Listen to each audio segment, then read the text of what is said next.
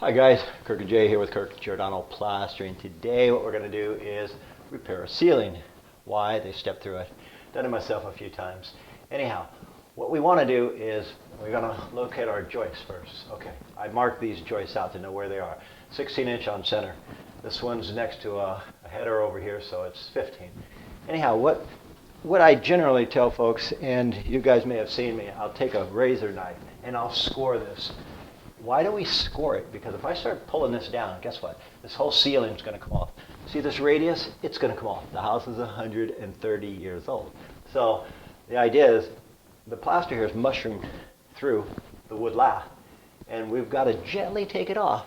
Now, here's a tip, guys. Some folks said, gee, isn't there an easier way other than the razor and 10 knife scoring it and scoring it? Yeah, you could use a Dremel. They got a lot of these. Check this out, guys. Okay, look at, this is a diamond blade for going through stucco, cement, and all that crap. It doesn't look like it's moving, does it? It is moving. So, what I want to do is, I want to remove everything bad, but I don't want to remove the whole ceiling. So what I will do is, I will find my stud, and once I grab this, it'll take it to where I want. Now, I'm going to go to the corner here. Let me show you an example. Okay guys, had to put my glasses on.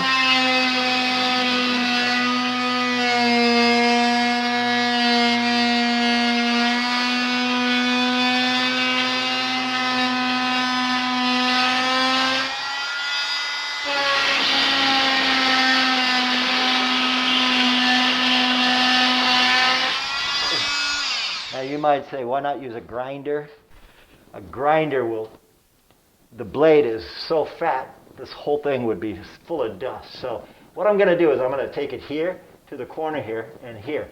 And then we remove it. Say basically I just cut this. I haven't cut this yet, but I'll score it here. But for example, you grab it and you pull it off. And right where I scored it, that's where it stops, man. You want to stop it. Otherwise, if I did grab that and pull it, it'd continue to go. So what I've done already is I've scored this section with the Dremel, and you can do this too, guys. Because I'm on video here, Jay will sometimes hold the vacuum, and I'll just go this way, and it'll catch all the dust. But for such a little patch, it's really not necessary. I got my mask and everything. We got the floor covered, so we're going to remove this and then show you the next stage.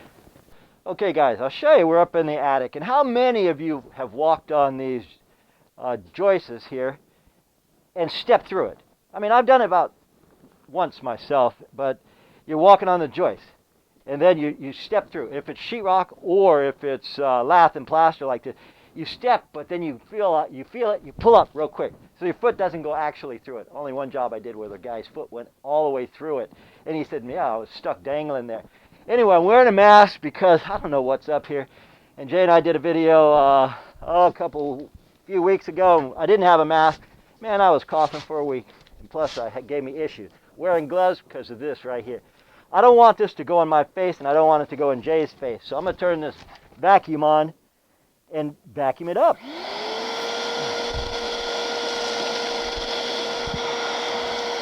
You get the idea. I'm going to vacuum all this. Why? Because when I start removing the plaster underneath this, it's going to rain down on me. And I also got glasses here that are like ski glasses. Cover my eyes completely. I do not want this old insulation, dust, and all that crap in my lungs. That stuff, I have no clue what's in it, but I do know this. It ain't good for you guys. Hi guys, I want to explain something. For all you folks, we've done like 600 videos or more. For all you folks who say, Kirk, I've tried to do walls, let alone ceilings. I've dropped all the mud. It was soupy, it's all over the place, or it's got hard too fast. It happens to us too. Let me explain something, guys. Plastering is a two-man operation. You can try it yourself. Good luck. I've done it myself maybe 50 times for interiors. It doesn't work that way. You need a fellow that knows how to mix and knows materials in order to do your job. I can't look good unless the material I'm using is mixed well or it's appropriate. You'll watch my video and you'll see I struggled with it, and Jay said, Dad, how about I give you some new stuff? And I said, no, let's let this one be for the folks who say that I make it look easy. I'm not going to make this look easy, because what we wanted was, for the patch we're doing, I wanted this fast set. It's Westpac's. It's 20 minutes. What does 20 minutes mean? That means by the time, say, Jay or Lou mix, they would bring it up to the second story where I'm doing the job. And I got 15 minutes now because they mixed, and I just put it on. It would have been real nice, because the patch would have taken me 10 minutes or 5 minutes to patch it, and then another 5 minutes to play with it, and boom, I would have been done. Why don't I use Imperial base coat, or why don't I use Imperial or Diamond base coat? It's the same reason I don't use Structo-Lite. I get a lot of people from the UK, England. They'll say, gee, Kirk, how come you don't use Structo-Lite? Well, if you watch this video, you'll see why I don't use Structo-Lite. These are great, but they have a tendency to wait between 45 minutes to an hour, sometimes an hour and a half. That patch I was going to do, it's just a 5-minute patch for a fellow like me that knows what I'm doing. So here's what we did. We took Structo-Lite, because that's all we had on the truck, and we put some calcium sulfate in it. And what that does is it accelerates it. And if you watch what we do, we're experts at adding accelerators to this. However, this particular day we added just a little too much. So you'll see the struggle I have, and that's for you guys who say, Kirk, you make it look easy. I do make it look easy, but it's a two-man operation. Anyway, you watch this video and you'll see what I'm referring to. And if you're going to do that patch, I recommend a fast set. And if you go with a 5-minute fast set, you might as well be using Fix-All, because it sets too fast. By the time you mix it and you bring it up, it's set hard. So this is what I recommend. And if you're not that good, they got a 40-minute, and they have a 60 and a 90. For what I did, when you watch this, this is the perfect stuff, this 20-minute. Anyhow, you'll see what I'm talking about. Okay, guys, we're at the stage now where we got all of that out. Where he stepped on it, I had to put new screws, because we want this fastened to this joist here, and a couple here. And then next what we do is a bonding agent. We take the bonding agent and we go over it 4 or 5 times. The bonding agent actually allows the plaster to adhere to this, but it does one more thing that's more important than that. It removes all the dust. So I've gone here about 3 times now since Jay was mixing, and what I've done is I've removed the dust. More important than the bonding agent, because we're going to get keys. Our plaster is going to key through here. Okay, for the fellow Eric who asked me, he's always calling me and asking me questions. For the question is, he said, hey, how much? Every time I do this, I take 10 times more than I think. It's practice, man.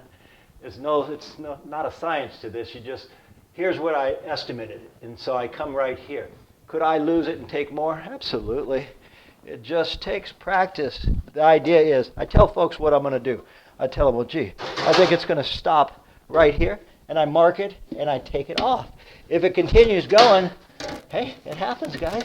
Okay, Jay mixed me this mud about, 5-8 minutes ago, and we are using a hot mud. We're not using a drywall mud that you guys see me using a lot of them.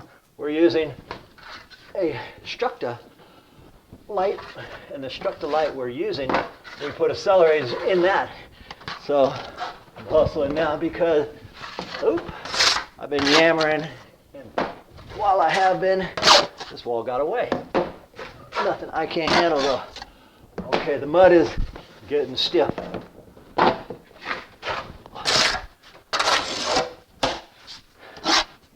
Can you remix this mud? No, guys, you don't want to do that. If you mix it and it gets away from you, just mix some other stuff. All right. What I'm going to do here, come into this crack. You coward. That's okay. Come on. First we had soup, and now we have this. I'd rather have this than too loose, because I can make this work, guys. A little extra effort, and yeah, got to use a lot more muscle, but that's okay. I just happen to have an abundance of that. All right, guys, battery died on the camera, and I am at a stage where the mud is hard.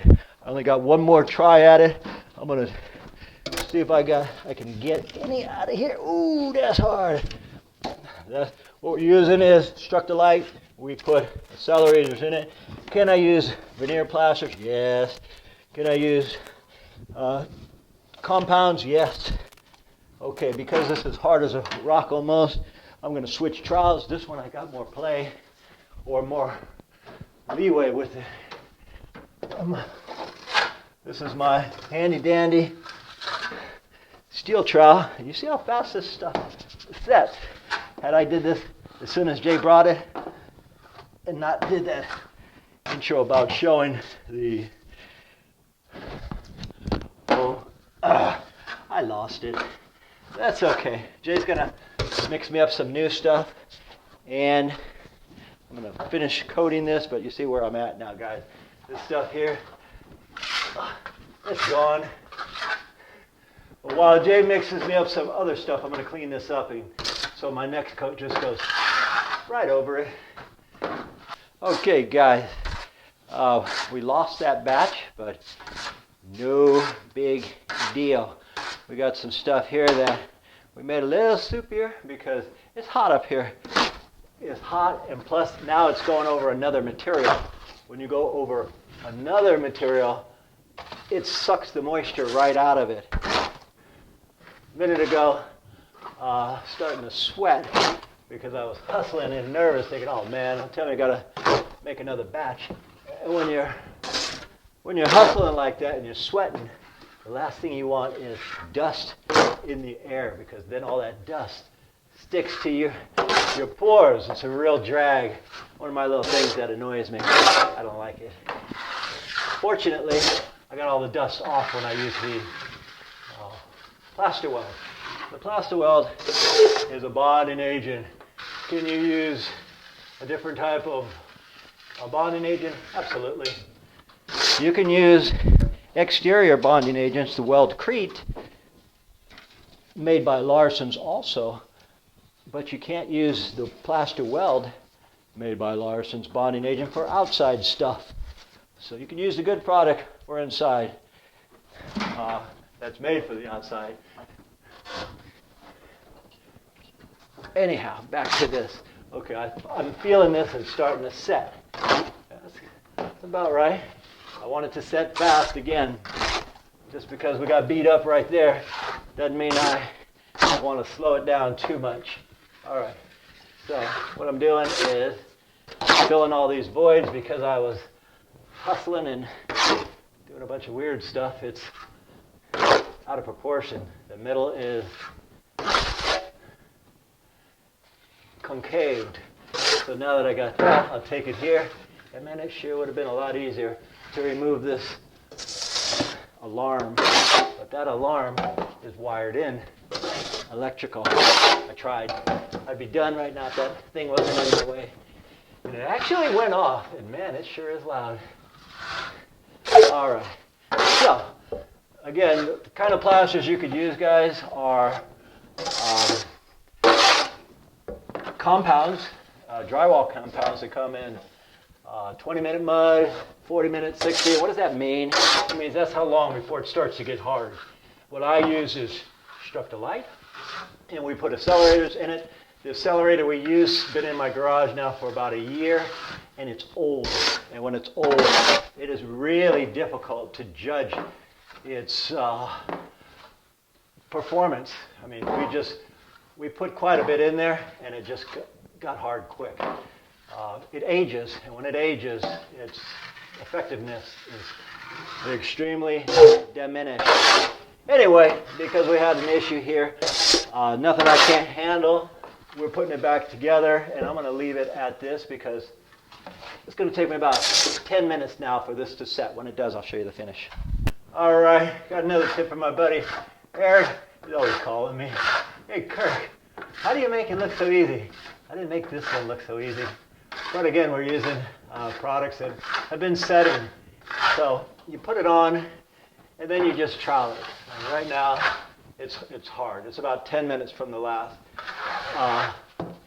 time we just clicked off that camera. And now you just go over it, and just get all the lines out. And this again is a Structo-Lite.